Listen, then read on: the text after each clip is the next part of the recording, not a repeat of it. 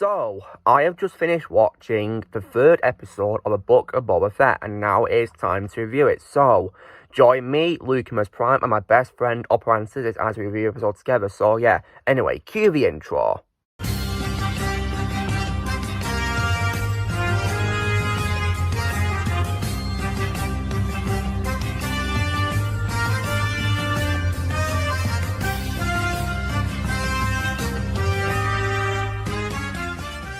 Alright guys, so as always I'm going to Alexander, aka Francis, to share his thoughts on today's episode, so yeah, and I'll be linked to the channel description below, so please go subscribe to the channel, give him the support, he deserves it, so yeah.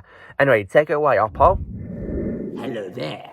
This is... Oh, those speeder bikes were so horrendous, so horrific. The color was too much to endure. My eyes, I can't unsee it now. Oh my goodness, the color too much. Ranscisis. And today I am here to review the Boba Fett TV show, Book of Boba Fett, episode number 3. Along with Lucimus, of course, wonderful, who you will hear in a second, presumably. So, where do I start with this? Okay, let's start with the speeder bikes. I think Lucimus will destroy them even more, but let me start. First of all, the gang looked way too much like, kind of punks, very modern, They remind me kind of those very gothic ones from Batman Forever, who are on the street and stuff, that kind of, cool, emo kind of style, even my friend who I watched it with commented, and it felt too kind of, I guess not Star Warsy, because Star Wars is a distant galaxy, that's true, but what most people don't know who aren't Star Wars fans and who didn't watch the movies is that Star Wars still has this very classical style to it, it still has this, its limits, like Star Wars has its rules, it has things you just can't do, that are unspoken, but you have to understand, okay, this is going too far. This doesn't fit the universe. And when those speeders are on Tatooine and they look exactly like modern bikers, and the speeders are literally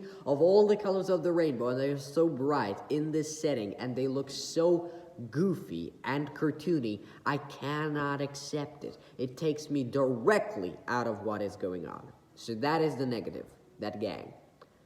Now let's talk about some positives. First of all, the scene with the Tusken camp being burned. One more negative, I think it happened too quickly. And I think it wasn't, I got attached to those Tuskens to where I almost cried in that scene. It's true, but the thing is that I wanted one more episode at least with these Tuskens before that happens. I think they should have established them even more of what, I think Boba should have done more things with them. And that would have even given a more impact, but it would have given more closure to them.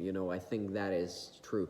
But the way the scene was executed was fantastic. It was staged exactly like the burning homestead in A New Hope. Definitely a parallel to that. It definitely had the vibes of after Anakin slaughtered the Tusken Raiders. It had all of those dark elements, the score, the thrill of the soundtrack, the music was chilling, was horrific, was gut-wrenching. Any adjectives you want to use, any good adjectives you will use on an essay or an exam, use them for this scene, because it was that good. The Huts, but I think another thing I didn't like about this one, it was too all over the place, because you see, in episode 2, we established that the mayor, Mark Shays, has nothing to do with it. And we were very clearly shown that. And Boba, in this episode, already believes the mayor has no motive. He believed him. And so the audience believed him too, because, our characters wouldn't be that stupid. Obviously, the mayor was a distraction, and the Huts are the real problem. That's what was established last episode, after they suspected the mayor. But suddenly, all of a sudden, the Huts are proven to be innocent again, and now the mayor is guilty again. So did the mayor send the assassin? Then why didn't Boba frighten him a little more, get more information, make sure to confirm that he's not lying, especially when he's got this suspicious major domo all over the place? Honestly, I think it's a bit too confusing. I understand the plot, but I think they should have made it more straightforward in that we are jumping around a little bit. And I think either it should have been more in detail or something. I can't think about it right now, honestly. I need to think more about what I would have done differently in this case. But the Wookiee confrontation was fantastic. Fantastic confrontation with the Black Chrysanthemum. Black croissant. Fantastic little reference I made there. Croissant. Sorry, not funny, but maybe you'll laugh at that. But yeah, wonderful confrontation with the Wookiee. I loved how chilling it was and how it was straight out of the Bacta tank. And I liked the fact that Boba fought shirtless. But I do think he could have stood up to this bounty hunter more, because Boba Fett is a ruthless bounty hunter himself. And I think he's showing too little of that so far. The dinner with the Nuna. Oh my goodness, I wanted to eat all of that food so much. The Nuna, the octopus, the blue milk. I wanted to drink all of it.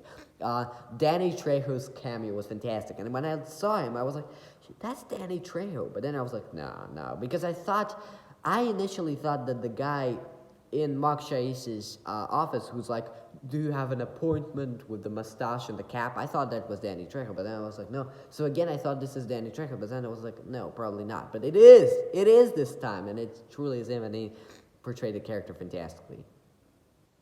Yes. Time is running out. I cannot say much more, but thank you. Thank you, Lucamus, for involving me in the review. Goodbye. Terrible speeders! Disgusting speeders. Think about what you put into the episode. Alright, so it is my turn to review this episode. So yeah, now, unfortunately guys, while I did love the previous 2 episodes of this series so far, I personally did not like this one. I'm sorry, in my opinion, it's the weakest one so far. I did not like it really, so it did not have a few good qualities, but there was many things in this which were so questionable and weird, like, what? So yeah. Okay, so, on with, the plot of the episode. So the episode begins, of course, with Boba Fett planning on wanting to maintain Jabba the Hutt's empire, and we get a visitor, which is a water vendor, who is asking Boba Fett to punish a gang of cyborgs who are stealing his water, claiming that the citizens don't respect him as the Daimor yet. And this leads on to probably one of the most weirdest and most questionable aspects of this episode, guys, where basically Boba goes into the city at night and he finds them stealing the water. And this gang was just ridiculous, guys, because, right, they didn't even look like Star Wars characters there, most of them, because apart from ones which had, like, those eyepieces on them, like, they look like normal human beings that have just been put into Star Wars universe, guys, from our Earth. Like, what? That made absolutely no sense, guys, what they did, and the costumes just didn't work for me at all. They look way too much like, normal people, not Star Wars characters, like. But the most questionable thing of the episode for me, the most stupid thing, was probably the vehicles they used, because they have bikes, speeder bikes, guys, and the bikes looked absolutely horrendous. Like, they look like 1980s motorbikes without the wheels, guys. Like, what? This is not Star Wars. I can't believe I had to watch this. Like, I couldn't take it at all, guys, seeing these bikes. Like, oh, God. It was so bad how we saw this, like, I don't know what what happened in this episode, because the first episodes were great. I loved them, but this one, like, I thought they'd know better. Like, we've already had a very trash sequel trilogy. I thought it couldn't get any worse, but apparently it is because of this episode. Like, oh, God. Unbelievable. And then, after Boba Fett notices that the cyborgs have no work, he employs them as enforcers. So, yeah. Then after this, guys, we then get another flashback where Boba Fett is with his Tusken tribe. And he goes to collect toll from the Pikes from the previous episode, because they got to pay to enter a Tusken territory in the future. So he goes to visit them, and yeah, after he meets a Pike member, basically, what happened is, after he collected it, this was another thing that I did not like about this, where basically, when Boba Fett returns to the camp, he finds out the entire Tusken tribe has all been wiped out and killed. Like, that was another thing alongside the weird bikes and that gang, which I did not like at all, guys. Like, you know, I don't know how they had to waste and kill off the Tusken Raiders like that, you know, so early into this season. Like, what I would have done is, guys, I'd have probably, you know, saved their potential demise for a much later episode into the series, probably like the penultimate episode, or maybe a flashback in the finale, maybe. Or maybe I would have not killed him off at all. I'd have made them peacefully part ways with Boba Fett so he can leave to find his armor, you know, like he does in Mandalorian in Chapter 9, the Marshal, but nope. Like, this, in my opinion, was very wasted potential how they killed him off so early into this show. Like, really? And I felt so bad for them all because Boba Fett was bonding with him. Like, the bonding was one of the best parts of the previous episodes for me. They should have done more of it, but nope. They killed him off, so we're never going to see that again, which I did not like at all. That was a massive disappointment. Then after this, while Boba Fett is meditating in the back to tank, thinking about, you know, his past being, you know, this flashback, and also the flashback we saw Jango Fett leaving on Slave One, yeah. He's attacked abruptly by Chrysanthemum, you know, the Black Wookie bounty hunter. Sorry if I didn't pronounce his name correctly, but yeah. And it came out of nowhere because, you know, because it was pretty brutal how he attacked him while he was in the tank, and yeah. But luckily, the cyborgs and Fennec were able to stop him, and then they put him in the Rancor pit, so yeah, they kept him in there. And yeah, but still, he was pretty brutal, and I felt bad for the Cambrian guard because he bit one of their faces, like, oh goodness me, he's brutal. Then after this, guys, the droid 828 comes up to Boba Fett and tells him that the Hutt twins have a gift for him. So yeah, and they come outside Jabba's palace, and they reveal that they'd like to apologise, and they're giving him a gift, which is a Rancor. So yeah, and they promised to leave Tatooine because they were misled by the mayor. So yeah, and what's cool is, guys, probably the most likable thing of the episode for me, guys, was the appearance of a trainer for a Rancor, because he's played by Danny Trejo, you know. Danny Trejo's a great actor, you know, and I love his work as an actor, so it was nice to see him appear in this episode as the trainer for a Rancor. I did like that. And I think he appeared because he's a frequent collaborator of Robert Rodriguez, his cousin, so yeah. So it's pretty nice to see him appear in this episode, which is pretty cool. So after this, we then get, you know, a decent scene where Boba Fett forms a bond with a Rancor, so that was pretty nice to see. And this Rancor looked familiar, guys. It reminded me a lot of Moochie from The Bad Batch. I'm not sure if it's the same Rancor or not, you know, but older. I really don't know if it's the same one or not, but yeah.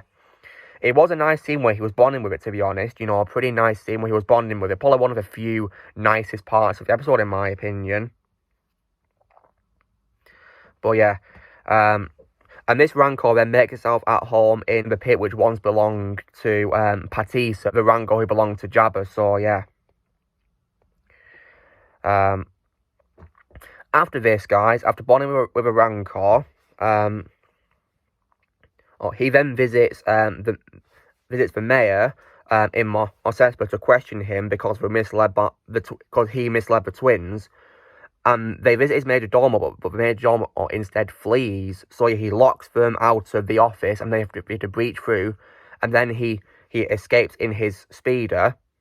I think it was like a land speeder sort of vehicle that he was escaping in. And now, unfortunately, we got another bad part of the episode for me personally, guys, which was the chase scene, because the cyborgs were back and they used their speeders, and I just couldn't take it, guys. Like, it was so hard to watch because, you know, I could not stand the appearance of those bikes at all. Like, I mean, guys, this is not Star Wars. It really is not Star Wars at all. Like, I couldn't believe it. Like, I don't understand why we had to include this in the episode. It was so stupid. Like, this entire chasing, it felt like a 1980s gangster movie set in, like, a desert place on Earth, you know? Didn't feel like a Star Wars movie at all. Like, that was how stupid it was, because the bikes looked like, you know, 80s bikes, you know, motorbikes, you know, nothing like, you know, a speeder you get in Star Wars. No way. Absolutely not. Eventually, after a lengthy chase, they do corner the Major Domo, who reveals that the mayor is working with the Pikes. So, yeah.